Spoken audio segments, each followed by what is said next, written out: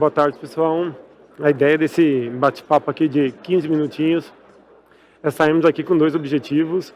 Acho que, primeiro, para quem conhece um pouco já sobre o conceito de stablecoin, é contarmos um pouco dessa história aqui desse ano do lançamento do produto da primeira stablecoin de uma instituição financeira. E para quem não conhece, plantar um pouco da semente de curiosidade e entender um pouco mais sobre esse novo conceito aí de stablecoins. O que seriam essas moedas estáveis?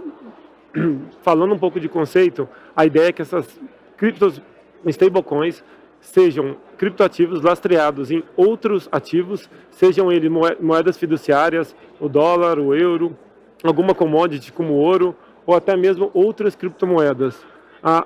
As primeiras stablecoins apareceram ali em torno de 2014, com o objetivo de facilitar a entrada e saída desse novo mundo digital, desse novo mundo de economia digital, com o nosso mundo atual, o nosso mundo real.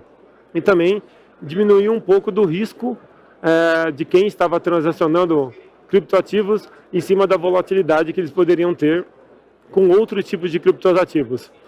De lá para cá, outras ideias surgiram em cima desse mesmo conceito. Então, atualmente, existem ideias de fazermos pagamentos com stablecoins, transferências internacionais com stablecoins, hedge de carteiras, dolarização de carteiras, tudo isso em cima desse conceito que nasceu ali em 2014. Tá, falando um pouco ali de stablecoin, de moedas estáveis, como que eles mantêm essa paridade, essa estabilidade? Acho que hoje nós podemos ter ali três grandes blocos, três mecanismos de estabilidade, onde o primeiro seria baseado em ativos reais, ou seja, eu tenho uma criptomoeda baseada em moedas fortes, como o dólar, o euro, ou até mesmo o ouro, e onde o emissor dessa stablecoin precisa garantir que a cada stablecoin emitida, ele precisa ter uma reserva desse valor lastreado na mesma quantidade.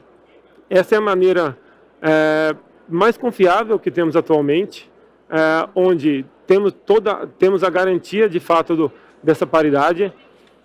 Porém, temos um ponto onde temos que acreditar nesse emissor, que ele esteja colocando a reserva de valor da maneira correta, ele está tratando da maneira correta.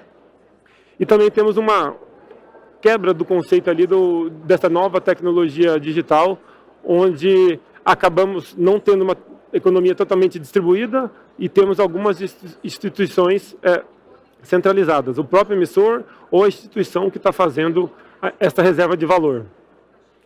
Uma segunda maneira seria a parte de stablecoins lastreadas em outros criptoativos. Então, por exemplo, temos ali, se formos criar uma stablecoin baseada em Ether, eu posso criar 100 dólares dessa stablecoin e depositar no smart contract 150 dólares equivalentes em Ether para poder emitir isso.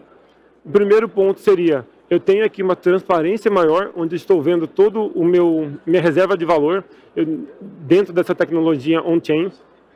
Tem uma garantia que, para eu emitir essa stablecoin, eu consigo de fato garantir que eu tenho a reserva de valor, porque o smart contract me obriga a ter essa garantia. Porém, conforme o exemplo citado, eu tenho uma pior gestão ali da minha reserva de valores. Por quê? Devido à volatilidade que eu tenho em criptomoedas, eu preciso alocar um pouco mais, nesse caso citado ali, 100 contra 150, para poder garantir o mínimo de conforto ali em manter essa paridade.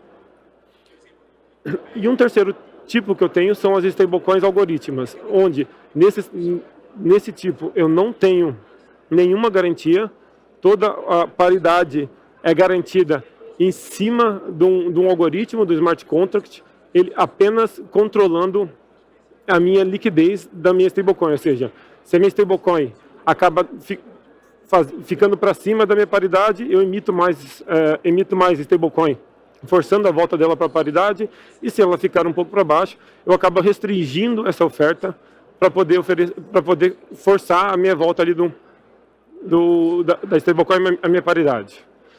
Tem um caso conhecido, para quem acompanha no ano passado, da Terra USD, onde ela usava esse tipo de algoritmo para manter a paridade e teve uma pressão muito forte em cima da própria stablecoin e do token que estava de qual a rede essa stablecoin estava. E com isso o algoritmo não conseguiu manter essa paridade necessária. Baseado um pouco nesses conceitos que acabamos de falar aqui, eu consigo agora de fato falar um pouco o que nos motivou a partir para cima desse projeto de criar uma stablecoin em uma instituição financeira. Acho que o primeiro ponto que eu posso citar seria o que eu acabei de falar, ou seja, a confiabilidade, a transparência, onde dentro de uma instituição financeira eu tenho, por necessidade, por padrão, ter um grande controle da minha reserva de valores, ou seja, eu tenho um grande conhecimento e consigo passar uma maior confiança para o meu cliente. E a transparência, porque eu acabo sendo uma entidade com várias auditorias, uma entidade com capital aberto, então passando novamente essa transparência para o meu cliente. Como segundo ponto, o uso massivo de stablecoin, acho que voltado agora no mercado brasileiro, tem aumentado bastante. Então, olhando apenas os dados que nós temos reportados na Receita Federal, eu tenho ali em 2021 cerca de 74 bilhões de reais que foram reportados na Receita Federal. Em 2022, eu tenho 100 bilhões de reais reportados na Receita Federal, ou seja, um aumento exponencial ali de 35% da utilização em transações com stablecoins. E só nesse ano, no primeiro trimestre, eu tive cerca de 34 bilhões de reais em stablecoins transacionados. Isso representa aproximadamente 85% do total de valor transacionado com criptomoedas no Brasil no primeiro trimestre desse ano. Um terceiro ponto, eu consigo ofertar para o meu cliente, com essas novas tecnologias, um produto com exposição ao dólar, para que ele possa dolarizar a carteira dele de maneira fácil, de maneira eficiente e ofertando a qualquer hora, a qualquer dia, a qualquer momento, qualquer horário do dia. Um quarto ponto, temos um sentimento que esse conceito de stablecoin vai ser o primeiro usado massivamente por todos nós nesse mundo atual. Então, com todas essas ideias que estão surgindo, devem ter várias utilizações. Acho que hoje no BTGDOL estamos focados na dolarização da carteira, mas inúmeros outros devem surgir dentro do nosso meio tradicional daqui para frente. E o último ponto aqui que nos fez pensar em criar o produto é o know-how. Eu já falei um pouco ali da confiabilidade, da transparência, mas eu não posso também deixar de dizer que temos todo um mecanismo preparado para fazer o câmbio, ou seja, eu não posso esquecer que meu cliente entra em real e eu preciso necessariamente fazer o câmbio para que eu dê essa oportunidade de ele entrar nesse ativo do BTGDOL. E também a criação da nossa área de Digital Assets em 2017. Isso fez com que não só a área de IT, a qual eu posso falar um pouco melhor, mas como outras áreas, jurídico, tax, operations, finance, conseguissem participar de uma crescente, de um aprendizado que fundamentou toda essa carreira, todo esse timeline até aqui, para chegarmos na criação dessa stablecoin. Bom, legal. A ideia do projeto surgiu esse ano. Então, em janeiro desse ano, começamos ali com a ideia, devido a esses eventos que aconteceram ano passado, eventos recentes que aconteceram. Só que olhando hoje, até quando eu estava construindo esse material, eu consegui dar uma olhada para trás o quanto algumas decisões que foram tomadas ali desde 2017, na construção dessa área de Digital Assets, nos suportou, nos ajudou a criar uma base forte para conseguirmos ter um produto. Então, olhando em 2019, o BTG lançou também o primeiro Security Token dentro de uma instituição financeira. Essa parte aqui nos ajudou a, dentro de tecnologia, aprender como fazer smart contract, a entender como que eu deveria tratar minha custódia, a entender como eu faria um processo de auditoria externa para garantir uma maior segurança no meu contrato, a entender a melhor maneira de fazer a gestão da minha carteira e disseminar o conhecimento da própria tecnologia dentro do banco. Em 2021, também lançamos ali alguns fundos de gestão própria com exposição a criptomoedas. O que isso nos ajudou?